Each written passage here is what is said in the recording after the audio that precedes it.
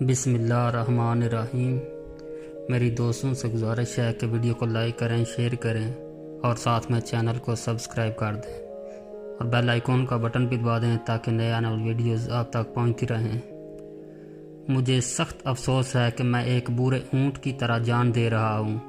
मुझे सख्त शर्मिंदगी है मैं मैदान जंग में शहीद नहीं हो सका और अल्लाह क़यामत तक कभी किसी बुज़दिल को सुकून और इत्मीनान ना दे।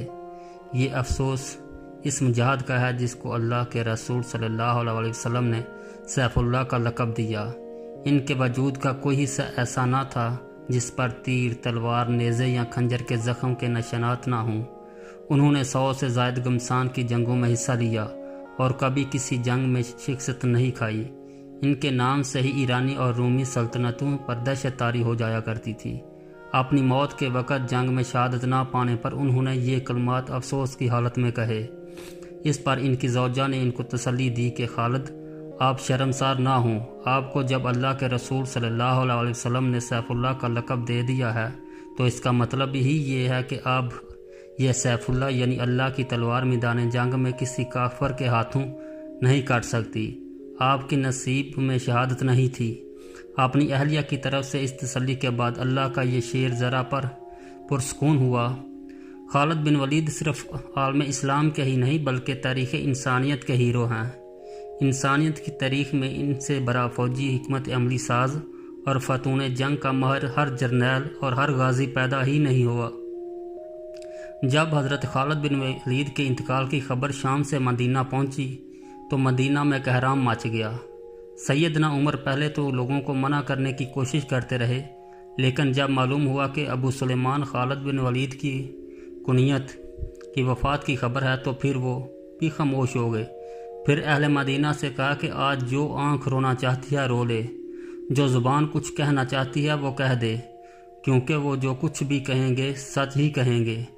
लोगों को दोबारा अबू सुलेमान जैसे वजूद पर रोने का मौका नहीं मिलेगा। इससे कबल सैयदना अबू बकर सदीक भी हज़रत खालिद बिन वलीद के बारे में फरमा चुके थे कि मैं अब दोबारा खालिद जैसा बेटा पैदा करने से कासर हैं। सैयदना खालिद कुरैश के एक कबीले से ताल्लुक़ रखते थे और पैदाइशी जंगजू थे। इनके कबीले का काम ही जंग करना था। इनके वालिद वलीद बिन मगीरा ने इनको जंगी हिकमत अमली, तीर अंदाजी, घुड़सवारी, नेज़ाबाजी, तलवार ज़नी, दुश्मन की फ़ौज पर कमीन लगाना, छुपकर वार करना, ताक़ुब करना जैसे तमाम हरबी उलूम सिखाए थे। ये अरबों में आम रवाज था। हर जंगजू ये सारे उलूम सीखता, लेकिन क्या राज था कि कुरैश का एक जंगजू इस कदर बाबरकत साबित हुआ कि रसूलुल्लाह सल्लल्लाहु अलैहि वसल्लम ने इसको सैफुल्लाह का लक़ब अता फरमाया और उन्होंने 3 साल के मुख्तर अरसे में रूमी और फारस की सल्तनतों के परखच्चे उड़ा दिए। बेशक सैयदना खालिद रज़ियल्लाहु ताला अन्हु के बाद इससे बेहतर जंगी हिकमत अमली तारीख़ में कोई भी न बना सका।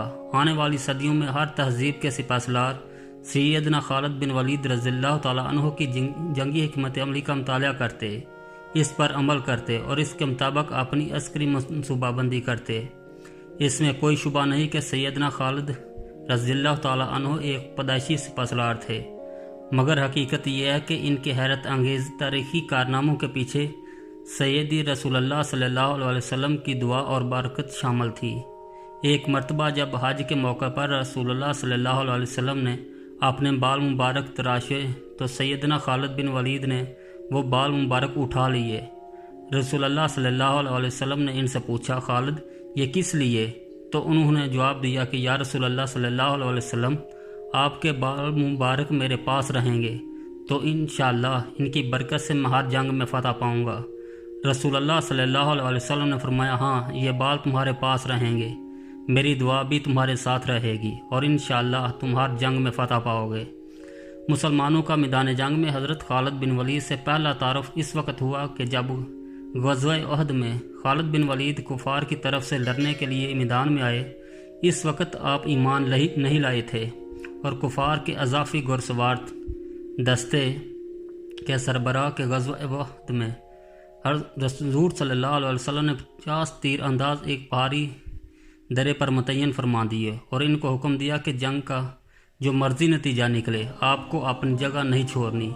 یہ 50 تیر انداز حضور صلی اللہ علیہ وسلم نے خالد کے گر سوار دستے کو دیکھ کر ہی متعین فرمائے تھے کہ جو پہاڑی کے ایک جانب سے مسلمانوں پر حملہ آور ہو سکتے تھے۔ غزوہ احد میں جب مسلمانوں کو کامیابی نصیب ہونے لگی اور دشمن پسپا ہونے لگا تو مال غنیمت جمع کرنے کا سلسلہ شروع ہو گیا۔ ان 50 تیر اندازوں میں سے اکثر نے حکم عدلی کی اور جنگ کا پازا مسلمانوں کے حق میں پلٹنا دیکھ کر اپنا مورچہ چھوڑ دیا اور نیچے اتر آئے۔ خالد کی عقابی نگاہوں نے یہ کمزوری تان لی اور اس سے بھرپور فائدہ اٹھایا۔ کفار کی گھڑسوار فوج کے موقع مل گیا کہ مسلمانوں پر پشت سے حملہ کر سکیں۔ کفار کے اس حملے کے نتیجے میں جس کی قیامت خالد کر رہے تھے 70 صحابہ اکرام شہید ہوئے۔ یہ مسلمانوں کے لیے ایک بہت شدید چوٹ تھی۔ خالد بن ولید چونکہ بنیادی طور پر ایک جرنیل تھے، جنگی اور حربی حکمت عملی ان کی رگ رگ میں سمائی ہوئی تھی۔ اس کی اس جوابی کارروائی کے نتیجے میں مسلمانوں کو شدید نقصان پہنچا۔ حضور صلی اللہ علیہ وسلم کے دندان مبارک بھی شہید ہوئے۔ مسلمانوں کو احد کی پہاڑی کی طرف واپس جانا پڑا اور اس افراتفری میں حضرت حمزہ رضی اللہ تعالیٰ عنہ بھی شہید ہو گئے۔ حضرت حمزہ رضی اللہ تعالیٰ عنہ رسول اللہ صلی اللہ علیہ وسلم اور خالد بن ولید کے دستے کے درمیان ایک چٹان کی مانند کھڑے ہو گئے۔ یوں انہوں نے مسلمانوں اور حضور صلی اللہ علیہ وسلم کو موقع دیا کہ وہ محفوظ مقامات یعنی احد کی پہاڑی پر چڑھ سکیں، مگر سیدنا حمزہ رضی اللہ تعالیٰ عنہ حضور صلی اللہ علیہ وسلم کو بچاتے ہوئے خود شہادت کا مرتبہ پر فائز ہو گئے۔ خالد کی قبول اسلام سے قبل جب حضور صلی اللہ علیہ وسلم کو